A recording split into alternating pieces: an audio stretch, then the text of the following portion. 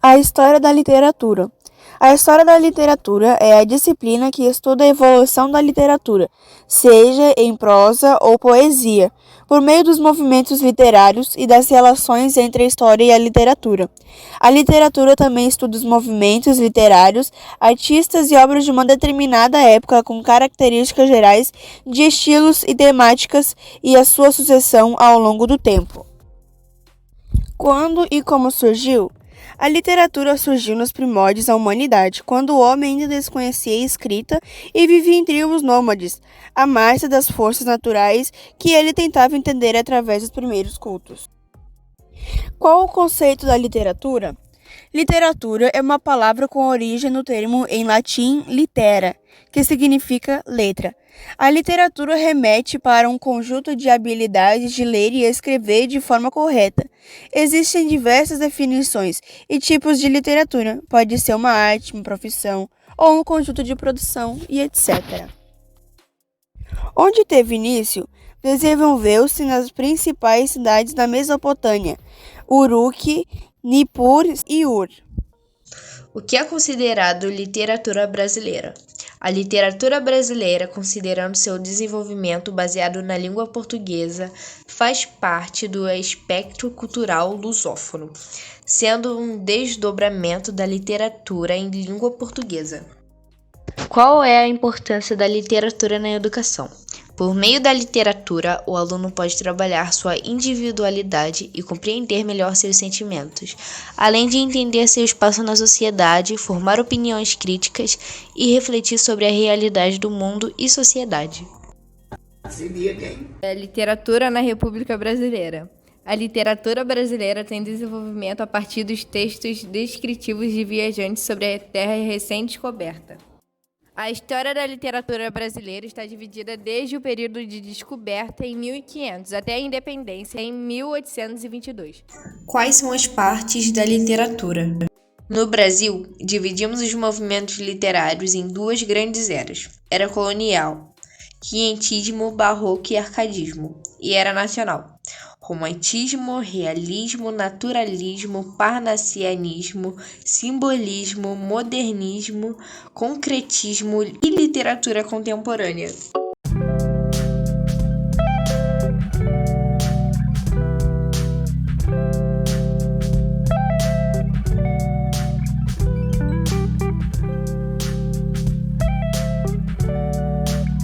Os documentos escritos eram destinados à coroa portuguesa e são classificados como conteúdos informativos sobre a natureza e os habitantes da colônia. Esse período é denominado como quinhentismo. A literatura do quinhentismo. A literatura do quinhentismo está classificada como literatura informativa e de catequese. Literatura informativa, cartas e documentos que descreviam a natureza e os habitantes da colônia. Literatura de catequese, textos de jesuítas com o objetivo de catequizar os índios. E o principal exemplo, Padre José de Anchieta. Características textuais do quinhentismo. As principais características textuais do quinhentismo são as seguintes: textos descritivos, relatos sobre a terra sem coberta, uso de adjetivos exagerados sobre a colônia, com o objetivo de povoar o território, linguagem didática, textos de jesuítas para catequizar os índios ao catolicismo. A literatura na República. O presente ensaio busca problematizar três preferências literárias que se cruzam no início do século XX em Portugal. No primeiro grupo, encontramos o conjunto muito heterodoxo de autores e obras marcadas por um caráter eminentemente passadista. Já no segundo quadrante, se percebe uma gama de manifestações literárias que se coloca, sobretudo, sob o fenômeno da explosão, tal como Yuri Lotman a concebe. Metáfora que dá conta de como o sistema pode combinar formas de mudança gradual com outras de mudança radical, encontrando nesta radicalidade uma específica forma de evolução, cujo valor primacial é a da descontinuidade. O Barroco no Brasil. Uma das principais escolas literárias do Brasil é o Barroco, que teve o marco inicial no século XVII. Teve expansão através dos jesuítas, que tinham como objetivo inicial catequizar os índios. O Parnassianismo. O Parnassianismo, uma das escolas da literatura brasileira, teve início no país em 1882. Nele, a preocupação era com o pressionismo, ou seja, havia um culto à forma. As poesias são descritivas e ricas em detalhes. Existe, portanto, uma valorização à estrutura estética, diferente da subjetividade do romantismo. O parnassianismo apresenta os fatos e os personagens como são.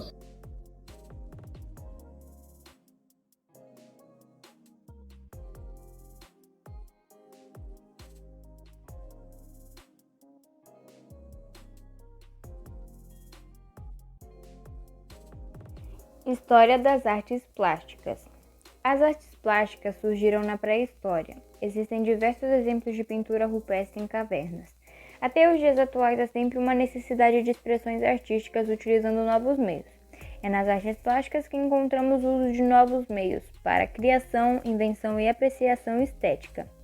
Na Grécia, as primeiras formas de artes plásticas eram realizadas por meio de pinturas de cores vivas, fortes e diversificadas, feitas em murais com desenhos de animais, da natureza, além de imagens abstratas e símbolos marinhos. Ela passou pelos períodos arcaico, clássico e helenístico. Artes plásticas na República. Na década de 1920, era nítida a preocupação de se discutir a identidade e os rumos da nação brasileira.